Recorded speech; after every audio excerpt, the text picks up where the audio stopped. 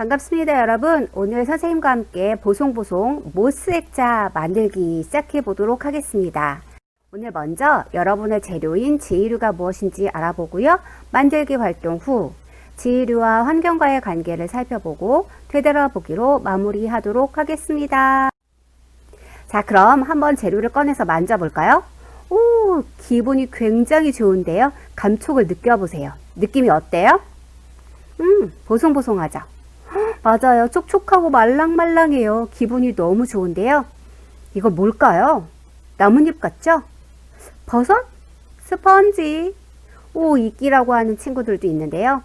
자, 지금부터 정체를 밝히도록 하겠습니다. 이 생물체의 종류는요, 지의류라고 합니다. 지는 땅지, 의는 옷, 의자를 써서요, 땅의 옷이라는 뜻을 갖고 있어요.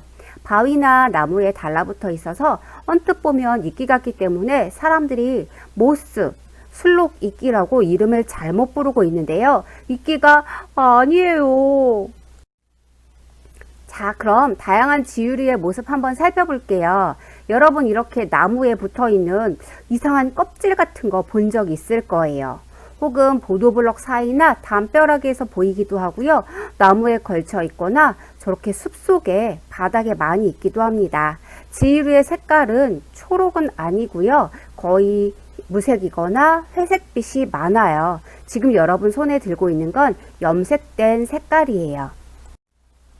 그럼 지유류가 무엇인가 알아봐야겠죠? 자, 지유류를 알아보기 위해서 과학자들이 분류한 생물의 분류를 잠시 살펴보도록 하겠습니다. 세상에는 매우 많은 수의 생물이 있습니다. 과학자들은 이 생물을 크게 5종류로 구분하였는데요. 이렇게 구분하면 체계적으로 연구할 수 있기 때문입니다. 모든 생물은 몸이 세포로 되어 있는데 세포에 핵이 없고 몸이 하나의 세포로 되어 있는 생물들이 있습니다. 크기가 매우 작아서 현미경으로만 관찰이 가능한 세균 등이 이에 속합니다. 다음으로 몸이 한 개 혹은 여러 개의 세포로 되어 있는 생물들이 있습니다. 동물처럼 움직임을 보이는 집신벌레나 아메바 등도 있고요.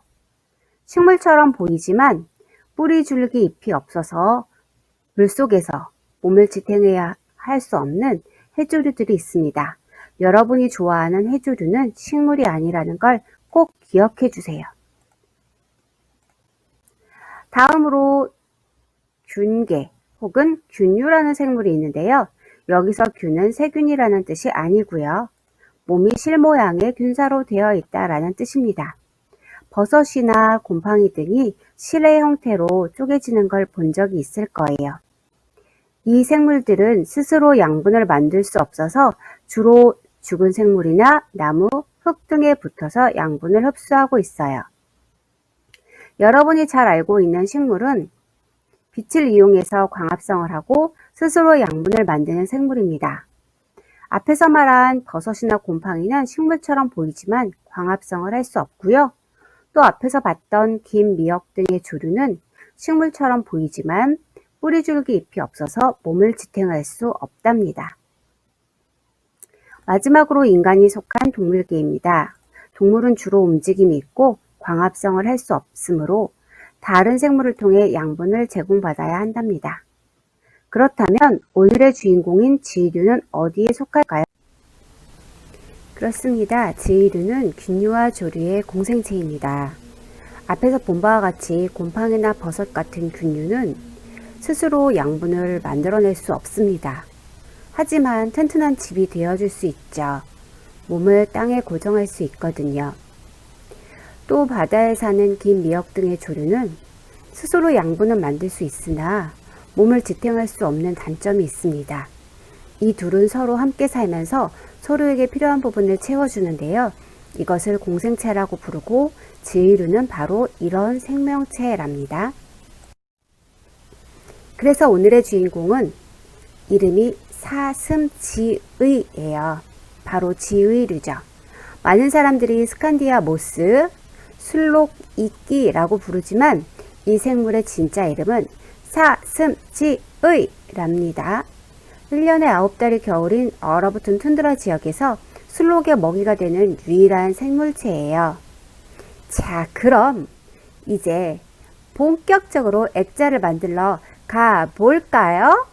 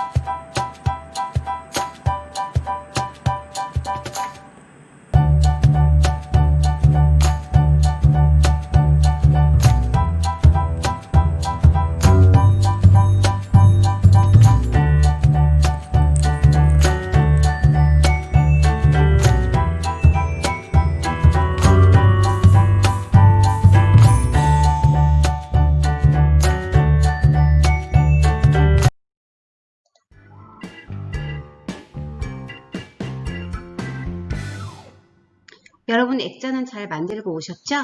그럼 지금 만든 지유류 액자가 환경과 어떤 밀접한 관련이 있는지 우리 함께 살펴볼게요. 지유류는 우주 최강입니다. 우주, 적도, 극지방, 바닷가, 그리고 굉장히 높은 산 꼭대기 어디든 잘 살아남아요. 실제로 2008년 유럽에서 실시한 국제우주정거장 외부 실험에서 우주의 자외선, 건조함, 추운 저온, 모든 스트레스를 이겨내고 살아남았고요. 다시 지구로 돌아왔을 때 정상적으로 성장한 우주 최강 생명체가 바로 지유류입니다. 또 유용한 자원으로 쓰여요. 척박한 툰드라 지역의 동물의 먹이가 되기도 하고요. 지금 보시는 것 같이 어떤 건물 내부에 한쪽 벽을 모두 지유류로 붙이게 되면 방음 효과가 있다고 합니다. 또 천연 습독의 효과가 있어서 습도가 높은 날은 습기를 머금어 촉촉해지고 습도가 낮은 날은 습기를 실내로 내뿜어주고 지유류는 건조해지면서 습기를 맞춰준다고 해요. 또 차와 샐러드의 재료로도 쓰인대요. 생태계에서는 물질 순환에 도움을 줍니다. 공기 중에 있는 탄소를 합성하여 어떤 물질을 만들어 식물들에게 제공하고요. 또 땅속에 있는 질소를 고정해서 역시 식물들에게 제공하는 역할을 해주는 게 지유류라고 합니다. 또 단단한 바위를 풍화시켜 식물이 생존할 토양을 만들어준대요. 실제로 제주도는 화산 폭발로 만들어진 섬이라 식물이 살 수 없었는데 지유류가 그곳의 현무암 등을 토양으로 만들어 주어서 현재 이렇게 예쁜 꽃들이 잘 자라게 되었다고 합니다. 또 환경오염의 지표 생물로 쓰이고 있어요. 토양에서 먼지가 일어나거나 황사가 일어나는 걸 방지해주기 위해 생물 토양 피막을 형성하여 토양의 위쪽을 촉촉하게 머금어주는 역할을 하기도 하고요. 또 이산화탄소라든가 석탄 연료가 발생한 대기오염 지역에서는 지유류가 살아남기 어려워서 이 지유류가 생존해 있는지의 여부에 따라 대기오염을 확인할 수 있다고 하네요. 우리는 이제 지유류에게 더불어 사는 세상을 배워야 합니다. 균류와 조류가 만나 부족한 부분을 채워주는 아름다운 삶을 살고 있는 지유류에게 우리 배울 게 많아요. 자연과 인간이 함께 공존하는 아름다운 지구를 만들어야 한다는 것도 배워야 하고요. 노르웨이 오슬로의 사진을 보면 오슬로 사람들은 이렇게 집 지붕에 자란 식물들을 절대 건드리지 않고 그대로 자라게 놔둔다고 해요. 우리도 이렇게 자연과 함께하는 삶을 살아야겠죠. 자연은 조상에게 받은 것이 아니라 후손에게 빌린 것이라는 걸 잊지 마시고요. 꼭 후손들이 아름답게 받아갈 수 있도록 해야겠어요.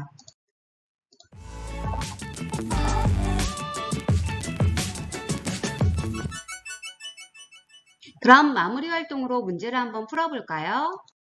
첫 번째 문제입니다. 툰드라에서 술록의 먹이가 되는 지유류의 이름은 무엇일까요? 3초 기회 드릴게요. 3, 2, 1. 정답은? 맞았습니다. 사슴지의. 기똥차게 잘 맞추시는군요. 다음 문제. 더불어 사는 삶. 지유류는 이것과 이것이 함께 살고 있답니다. 3, 2, 1. 정답, 균류와 조류입니다. 마지막 문제. 오늘 만든 지유류 액자는 천연 이것으로 활용할 수 있어요. 3, 2, 1. 네, 정답은 천연 습도계. 아주 나이스. 자, 여러분 오늘 만든 건 보송보송 모스 액자가 아니라 이제 지의류 액자라는 거 잊지 마세요. 수고 많으셨습니다.